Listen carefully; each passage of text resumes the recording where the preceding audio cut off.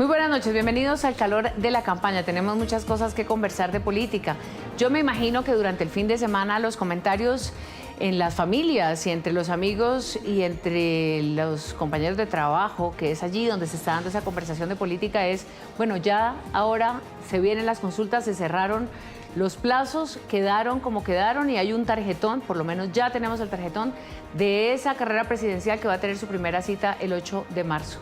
Las noticias fueron bastante sorprendentes. Primero, que Iván Cepeda, el candidato del Pacto Histórico, no puede ir a la consulta, por tanto, hubo toda esta movida de Roy Barreras que ya analizaremos y conversaremos eso como qué significa y en qué deja un poco a ese Pacto Histórico y si hay una división o no en el llamado progresismo. Pero también la llegada de Claudia López a ese tarjetón con un candidato poco conocido, un funcionario público que hizo, eso sí, el recorrido durante el año 2025 dentro de esos candidatos, esa cantidad de candidatos que tuvimos que se lanzaron a la presidencia, pues Leonardo Huerta está ahí ahora con Claudia López, de primeros además, les tocó el primer lugar en el tarjetón de la consulta. Y luego la consulta, la gran consulta por Colombia, que sigue en este grupo de 9 candidatos, precandidatos, que llegarán hasta el 8 de marzo a ver cuál de ellos se queda con la candidatura.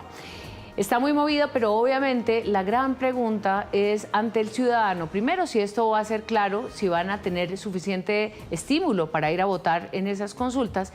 Y segundo, ¿cómo es esto de las candidaturas, por ejemplo, como la de Cepeda, que se quedaron por fuera, Fajardo, que no quiso entrar, Abelardo de la Espriella, que nunca contempló entrar a una consulta, o quizás sí, pero no lo aceptaron en esta? ¿Y qué está pasando y cómo se ve la política? William Ospina es uno de los grandes escritores, ensayistas y poetas colombianos. Su influencia ha radicado siempre en que nos ha puesto a pensar y que nos ha mostrado caminos muy interesantes y muy particulares. William, gracias. Hablemos de política, hablemos de la campaña. Sin mucha exactitud, esto no es una entrevista periodística al uso, más bien una conversación. ¿Usted cómo está viendo todas estas movidas que hacen los políticos y al contrario o en contraste, la confusión que tienen los ciudadanos? Buenas noches. Bueno, buenas noches y muchas gracias. La verdad es que yo siento que todos esos movimientos obedecen casi exclusivamente a las necesidades de los políticos y a las necesidades de los candidatos y de sus grupos políticos, más que estrictamente a las necesidades del país. En eso no es distinta esta campaña de las otras que ha habido, ¿no? Casi todos los movimientos, casi todas las preocupaciones, casi todas las urgencias de estos partidos y de estos candidatos es como por la mecánica electoral y en Colombia desafortunadamente la mecánica electoral nos interesa más, nos preocupa más que los programas, más que la agenda nacional. Y lo que yo siento que hace falta en esta campaña sobre todo son planteamientos de fondo, propuestas verdaderamente originales y nuevas para desafíos cada vez más grandes y más complejos. Y entonces, desafortunadamente, me siento en presencia de una campaña tradicional, con nombres nuevos, pero no ni con temas nuevos, ni con dinámicas distintas. Y esa sería la primera observación que haría sobre lo que está pasando en esta actualidad. Y si miramos cómo están los ánimos y cómo están las expectativas de un país que ya tiene una conexión global con otros fenómenos en el mundo, ¿verdad? La gente está no solamente concentrada en su propia vida, sino con una cantidad de información. Estamos con la sensación también de una especie como de tentación de guerra. Se habla de la guerra nuclear, los intelectuales del mundo están pensando en qué formas de comunicación son efectivas, porque los seres humanos están inquietos. Eso está pasando en Colombia y tiene uno la sensación de que es una política vieja, que es una campaña como de otra época para un país o para un mundo que está como determinándose de otra manera y con otros medios. ¿Eso puede ser así? Sí, la primera sensación que yo tengo es de que si atendemos solamente a la campaña no estamos en el mundo. No estamos en el mundo, no estamos en la época, no estamos pensando en los desafíos de la América Latina en este momento, en los grandes desafíos que tiene Colombia. Yo no veo a los candidatos hablando realmente de cómo van a resolver el problema económico, de la falta de una economía legal que es la gran tragedia que Colombia tiene. Aquí vivimos hace mucho rato ya de la informalidad y de las economías ilegales. Esa es la fuente fundamental de nuestra violencia, de nuestra inseguridad. Y frente a esas cosas, las soluciones todas son un poquito anticuadas, son soluciones, esa vieja teoría del diálogo para resolver, de la negociación para resolver los problemas de la violencia, cuando se sabe que el gran factor dinamizador es el narcotráfico. Me parece que no atiende a la necesidad de respuestas nuevas y urgentes. ¿Cómo industrializar el país? Que sería una pregunta fundamental en estos momentos. ¿Cómo desplegar una economía productiva real? Este ha sido un gobierno que en su empeño por ganarse el favor de los sectores excluidos y de los sectores marginales está invirtiendo casi todos los recursos del país en asistencialismo, y por supuesto que eso les sirve a la gente por un momento y van a conseguir con eso además el efecto de una votación a lo mejor inesperada, pero la verdad es que repartir es más fácil que producir y solamente se justificaría el que se haga, que se ponga plata en los bolsillos de la gente en la medida en que se ha encontrado la manera de saber cómo producir y qué es lo que se está repartiendo, porque hasta ahora solo están repartiendo el trabajo del pequeño sector productivo que paga impuestos y están repartiendo lo que están consiguiendo en endeudamiento externo. O sea, están regalando deuda, no, nos están endeudando para regalarle cosas a la gente, y a mí me parece que también es un error muy grande esa idea de que se saca a la gente de la pobreza poniéndola a depender de los subsidios, porque eternizar a la gente en la dependencia no es una manera real de sacar a nadie de la pobreza.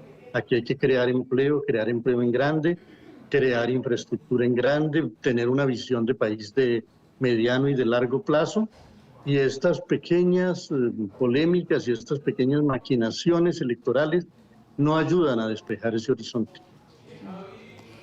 Uno piensa que esa grandeza en los grandes proyectos que pueden sacarnos del atraso y ponernos un poco en esa senda de progreso, de desarrollo, para realmente además aprovechar ventajas como las que tenemos en términos geográficos, de recursos naturales, se queda muy en el discurso, pero no se piensa en grande porque la mente, digamos, o la imaginación o el pensamiento político se queda pequeño, o porque de alguna manera se responde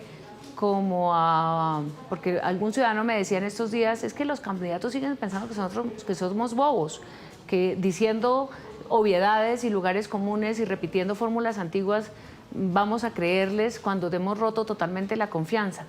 Esa falta como de grandeza de ese pensamiento, ni siquiera político, sino en general de concepción de país, de futuro de país, ¿por qué no se crea en esa clase política? ¿O qué es lo que falta? ¿Todavía falta una generación más como para lograr realmente ponernos en esa senda de modernidad de alguna manera? Porque así lo podríamos llamar. Pues es curioso porque el presidente Petro, por ejemplo, tiene fama de ser alguien que está formulando los problemas de la época. Y la verdad es que algunos de los problemas de los que habla son realmente los problemas de la época. Pero las soluciones que él plantea, curiosamente, son soluciones falsas, son soluciones que no resuelven nada. Yo no le puedo echar la culpa del cambio climático al petróleo. En eso estoy cometiendo un error gravísimo. El petróleo es un tesoro porque tiene muchos beneficios para la humanidad. Los plásticos son un invento maravilloso. Lo malo es un modelo cultural que hace que la gente solo consuma petróleo en calentar la atmósfera, en ir cada vez más velozmente de una manera insensata, y somos los seres humanos que andamos regando los plásticos por el mundo y convirtiéndolos en un problema de contaminación monstruosa. Entonces, no basta mencionar los problemas de la época, hay que tener soluciones adecuadas a esos problemas. La solución frente al tema del cambio climático solo puede ser el de implicar cada vez más gente en el compromiso de transformar las cosas. ya fracasaron las burocracias ambientales, ya fracasaron, gigantescos presupuestos se destinan en el mundo entero a combatir el cambio climático y todo se gasta en cumbres. A este Sí. gobierno también le encantan las cumbres de políticos, las cumbres de burócratas, pero no las tareas reales de transformación. Entonces, yo sí siento que falta grandeza y que falta un horizonte de modernidad en el pensamiento y en el debate que hace que la política sea muy, muy local, los odios son muy locales, las soluciones son muy locales, son casi aldeanas y son de otra época. Y en un mundo eso es triste y me parece que delata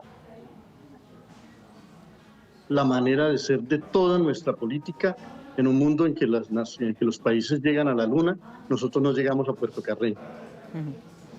Y usted en el libro que tuvimos hace poco tiempo oportunidad de conversar, en esa compilación de columnas y de ensayos, No llegó el cambio y para atrás asustan, mencionaba que hubo unas épocas en Colombia, tal vez en algunos periodos del siglo XX, donde se dio esos saltos, donde se pensó de alguna forma en un futuro importante para situar a Colombia, guardadas por supuesto las proporciones de lo que demandaba la época en ese siglo XX.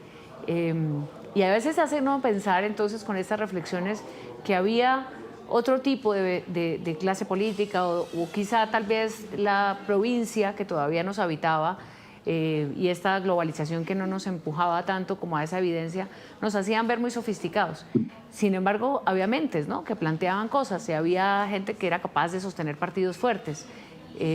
Hoy ante esta cantidad de candidatos y hasta ante este problema enorme que tiene el sistema electoral y la falta de una reforma política, pareciera que estamos hablando como de pequeñeces y por tanto entonces la discusión electoral es como usted dice, aldeana, pequeña. ¿Cómo será que eso nos toca así? Nos toca irnos así, nos toca esperar que llegue o nos toca mirar para atrás, porque usted dice que asustan, pero ¿para dónde miramos? Es que hubo una época en que Colombia creía en sí misma, Sí. una época en que Colombia resolvía los problemas de su propia realidad. Perdón. No se plegaba simplemente a las órdenes o a los imperativos o del mercado mundial, del sistema financiero internacional, sino que atendía a sus propias necesidades. Colombia construyó la zona cafetera en un momento muy inspirado de su ordenamiento político y de su ordenamiento incluso geográfico. Colombia, en las primeras décadas del siglo XX, estaba emprendiendo un camino de modernización real, haciendo la navegación por el río Magdalena, tendió las redes de los ferrocarriles, creó la segunda aerolínea comercial del mundo. Colombia tenía verdaderamente una vocación de modernidad. Llegó un modelo de politiquería en donde los políticos lo único que saben es odiar al otro y poner al país entero a gastar toda su energía en el odio del otro, porque el otro es un enemigo mortal, terrible, que va a destruir todo, que es el demonio. Y los largos periodos del bipartidismo fueron muy dañinos en términos de falta de progreso, de pérdida del rumbo y de sacrificio de vidas y de destinos humanos por cantidades, y a ese bipartidismo lo ha reemplazado ahora otro tipo de bipartidismo igualmente rencoroso, igualmente hirsuto, en donde el peor enemigo de un colombiano solo puede ser otro colombiano y siempre hay alguien que es muy maligno y que hay que detenerlo a toda costa, y nos gastamos la energía en eso y la capacidad de mirar las potencialidades del país, que son inmensas, las riquezas que tiene, el talento de su gente y el deber que tendría la política, sobre todo de engrandecer a la gente. Ahora, cuando yo hablaba de eternizar a la gente en la dependencia, que siempre es que si algo necesita Colombia es decirle a la gente que ella es capaz de hacer cosas, ella es capaz de trabajar, es capaz de crear, es capaz de producir, y no que se siente a esperar que le llegue el subsidio, que se siente a esperar que le llegue la limosna que le va a dar el Estado, porque es así como vamos a superar la pobreza. Eso es una mentira, es un engaño. El país necesita tener cada vez más protagonistas. Y otra cosa muy triste es que en Colombia solo son interlocutores válidos del Estado los que tengan un arma en la mano o los que tengan algún tipo de presión de ese orden, hasta el punto de que ya no solamente se pretende dialogar con las guerrillas y con las insurgencias, sino hasta con los criminales. Ahora se piensa que también los criminales son interlocutores válidos del Estado y en cambio la ciudadanía que trabaja y que quiere trabajar no es nunca interlocutor válido.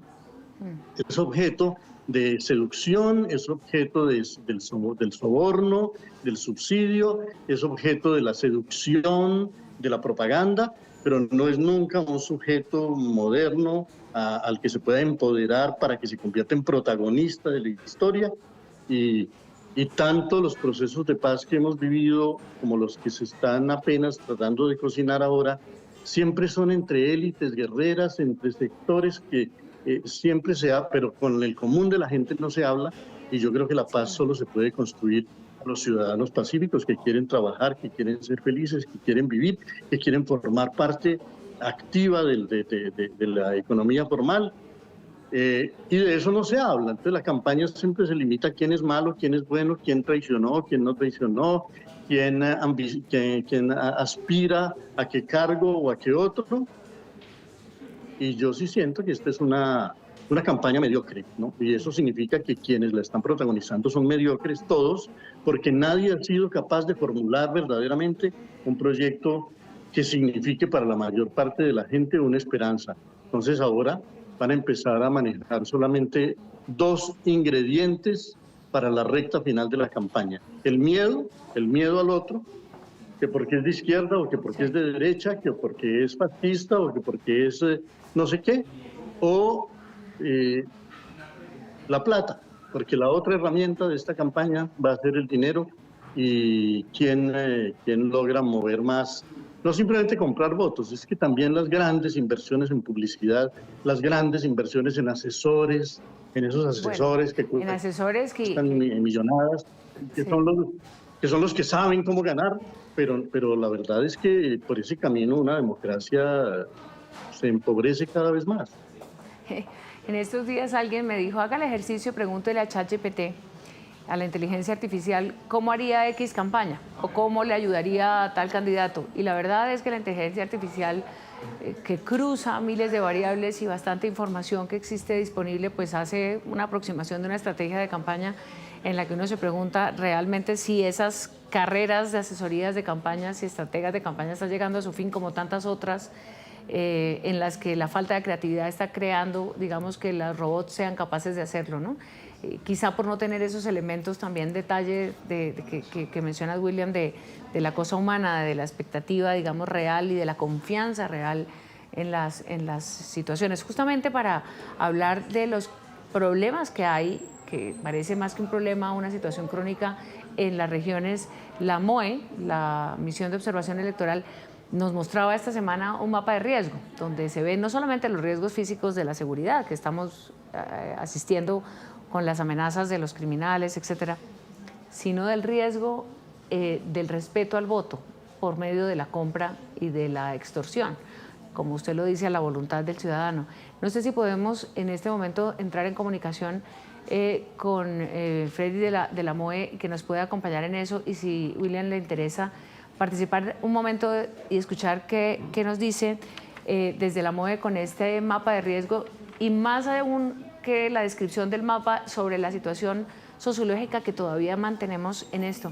Muchas gracias por acompañarnos en esta conversación de Al Calor de la Campaña. ¿Qué está pasando con la plática que ofrecen los políticos, que tiene que ser de un origen, por supuesto, muy sospechoso para que sean semejantes cantidades de dinero en efectivo que se mueven para ofrecerle a la gente que le pueden cambiar por lo menos 2 semanas de su vida o un mes de su vida o un poquito menos con una plata por un voto? ¿Cómo está eso, Ferrine? Gracias por estar aquí. Hola, María Alejandra, un gusto saludarla. Pues también acá al invitado. Bueno, esto que preguntas es muy interesante en el sentido de que esos dineros que pueden ser utilizados por una campaña política y en términos de lo que expones relacionado con lo que se conoce como compra y venta de votos, cuando se ve en un aspecto muy del ciudadano, uno ve que especialmente llegan esos recursos a personas que tienen alguna necesidad, tienen una escasez y buscan precisamente quién puede ayudarles a contribuir a la solución de sus problemas.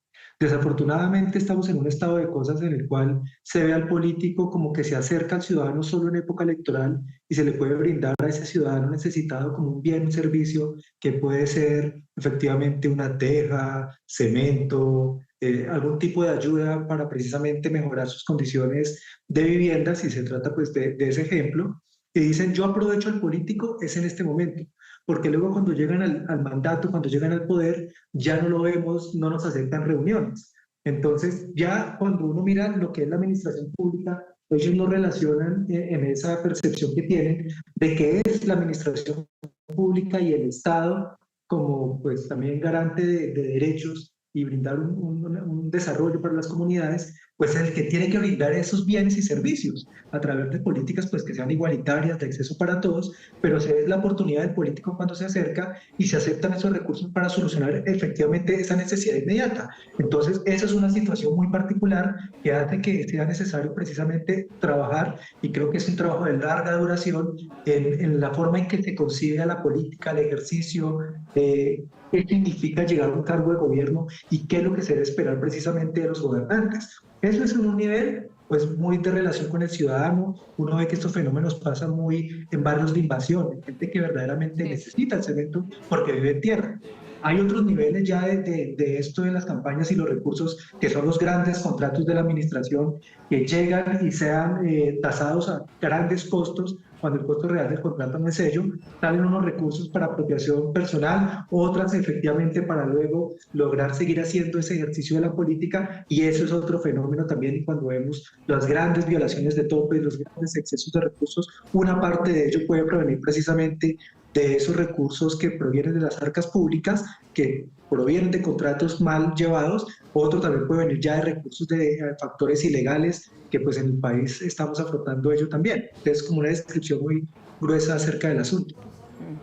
William, esto es un tema cultural, es decir, lo que nos plantea aquí Frei ya es algo como si lo asumimos casi como parte de la definición y la descripción de estas épocas electorales. Yo le quiero confesar que no deja de sorprenderme cuando en los debates o en las entrevistas le hablas a los candidatos sobre la compra de votos y casi que lo dan por hecho. Es como no hay sorpresa, ni siquiera hay un disimulo de decir, oh, como están comprando votos, yo no dejaré que compren votos para votar por mí, sino que se da por hecho que así funciona el sistema. El proceso electoral tiene grandes, digamos, vacíos en ese sentido, en reformas que son necesarias a nivel normativo, pero la reforma está aquí, la reforma está en la manera en la que hemos concebido que tantas cosas nos vayan definiendo y nos vayan poniendo títulos y nos vayan dejando, digamos, incluso hacer chistes y convertir nuestras tragedias como esta en una manera de ser. Hablamos de la institucionalidad, de la fuerza de la democracia en Colombia, pero al mismo tiempo tenemos grandes vacíos. Esto es un tema cultural, usted lo aborda en sus ensayos, cómo sacudir a Colombia para ponerla al derecho, de alguna manera, para que todos nos demos cuenta y nos miremos en un espejo que así esto no está bien como está. Bueno, yo tenía la esperanza, dado que en las elecciones pasadas hubo algunos fenómenos interesantes en términos de voto de opinión, en términos de no gastar gigantescas fortunas para obtener una votación muy grande, que eso en estas elecciones se iba a reflejar también.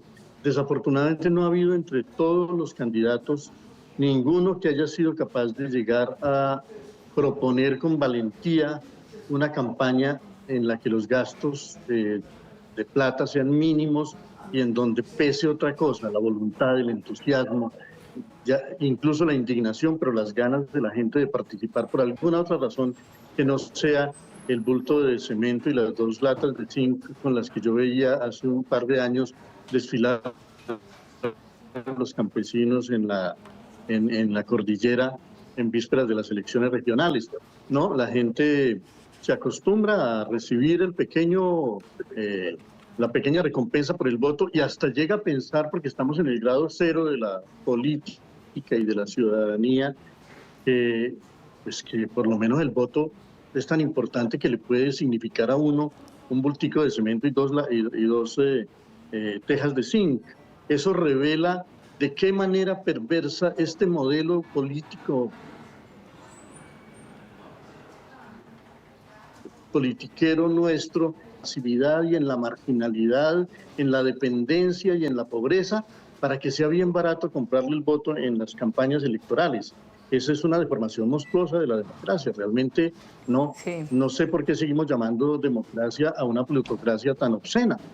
Pero además porque no está nada barato. O sea, Freddy, las cifras, no sé si la misión de observación electoral puede tener o corroborar estos datos, pero el voz a voz indica que estamos subiendo de 220, 250, 300.000 y hasta 400.000 votos.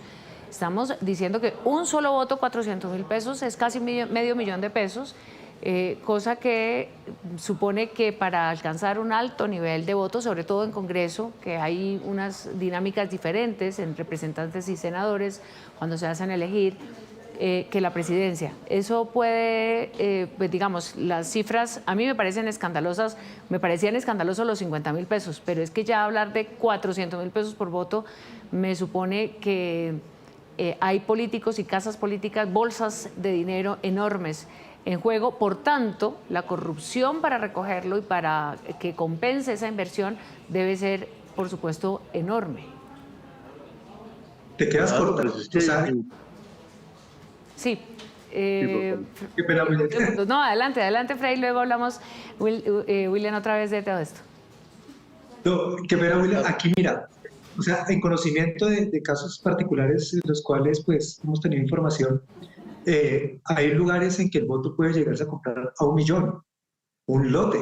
Especialmente cuando son grandes sumas, puede también verse en torno a familias que, pues, todas venden su voto y se les paga como ese núcleo familiar. Y hay que ver también un fenómeno estructural que me parece muy diciente, a veces no lo percibimos. La administración pública, especialmente muchas de las contrataciones están realizadas en términos de prestación de servicios. Personas que son vinculadas a la administración pública y reciben una remuneración o reciben ese pago de manera mensual, son personas que aportaron a la campaña y se activan precisamente para estos periodos para nuevamente lograr mantenerse dentro de la administración pública. Y es ahí un fenómeno estructural donde el voto puede subir a gran valor, pero son personas que efectivamente se les denomina de pronto un traficante de votos, a veces más llamado líderes, que tienen detrás unas personas que efectivamente votan por ellos y es lo que le garantizan a los políticos 100, 200 votos y luego durante 4 años tienen una remuneración a partir de recursos del Estado. Ese es otro fenómeno estructural, si se quiere, también de compra de votos. William, ¿qué tal esto? No, es que la verdad es que yo siento que ahí hay un desafío muy grande de la política en Colombia. Aquí tendría que haber candidatos capaces de decir, me voy a lanzar a ganar gastando absolutamente lo mínimo, dependiendo solo del voluntariado social, pero teniendo unas propuestas verdaderamente honestas, no de piramidales, no de grandes proyectos, sino de soluciones reales que verdaderamente convenzan a la gente, ¿no? Porque Petro, que no es que sea un gran orador, pero que es un hombre que gobierna fundamentalmente con el discurso, ha logrado tener un sector de la sociedad muy entusiasmado con él. Inclusive no se entusiasma tanto con la manera de gobernar de Petro, sino con la manera de ser de Petro, ¿no? Eso tiene algo que ver también un poco como con las barras bravas. No importa que tan bien o mal juegue mi equipo, es mi equipo y entonces yo estoy con él hasta el final. Sí. Y bueno, ya generar un tipo de lealtad de ese género en un país como Colombia tiene su mérito. Yo solo tal vez a un candidato le he oído hablar de la voluntad de ser austero en la campaña. No sé qué tanto lo vaya a cumplir, que es Iván Cepeda. Me pareció que habló un día con bastante firmeza de que quería quería competir con austeridad y hasta habló mal de recurrir a las bodegas. Pero bueno, una cosa es él y su voluntad y otra cosa es que me temo que solo podría ganar comprometiendo los recursos enormes del Estado que lo respalden. El otro ¿no? que dice que también tiene mucho fervor y que el fervor es absolutamente genuino y que está casi que creciendo como la hierba natural es Abelardo de la Espriella, que dice que esto es un fervor, que es una cosa que a él se le ha salido de las manos, que no ha invertido un peso. Eso por lo menos lo decía hace unos meses en algunas entrevistas, que es que está llamado, digamos, a Aunque esa... la verdad es que aunque la verdad es que lo que yo he visto de él es fundamentalmente publicidad, ¿no? Y publicidad un poco ostentosa también, ¿no? No creo que esas campañas sean baratas. Realmente el fervor popular se manifiesta de otra manera. Ahora, Sí, hay que ver. desafortunadamente, ahora los candidatos tienden a pensar que la única manera de despertar el fervor popular es despertar el odio por el adversario, y en eso no solo él es experto, sus contrarios también son expertos en eso, en que aquí hay que ganar despertando el mayor recelo y la mayor desconfianza del otro, y no tanto porque tanto seduzca mi promesa y mi propuesta. La polarización a mí me parece muy grave, muy dañina. Colombia ha gastado demasiado tiempo en combatirse a sí misma. En excluir, ¿no? En excluir y en ir intentando armar islas. Sí. Y creo que con eso reemplazan la falta de ideas verdaderas, de propuestas originales y de soluciones que de verdad comprometan a la gente.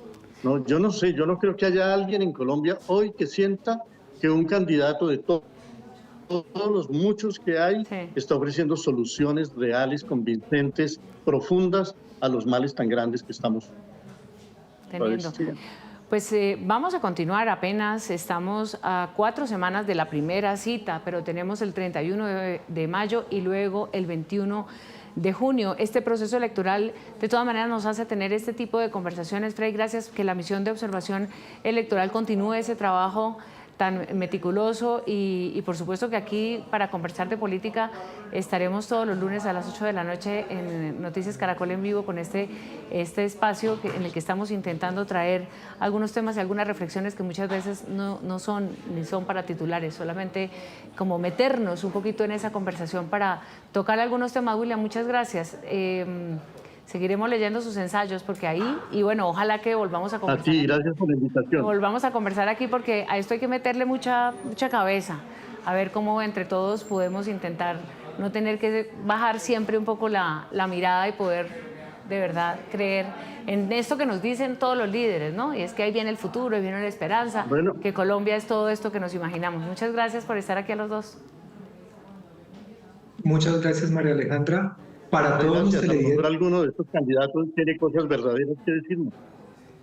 Sí, así estamos abriendo micrófonos. Ahora también dicen que los medios tradicionales están cargados y que todos tenemos una agenda. Eso es parte del debate y de la conversación, pero la verdad es que los micrófonos están abiertos para que la gente pueda, y obviamente hay miles de formas de comunicarse con los ciudadanos hoy en día, pero para eso estamos, cada uno haciendo su papel, haciendo pensar, haciendo la comunicación, la información electoral, y ustedes allí en la MOE, Frey, ¿qué me iba a decir para despedirnos haciendo esa observación?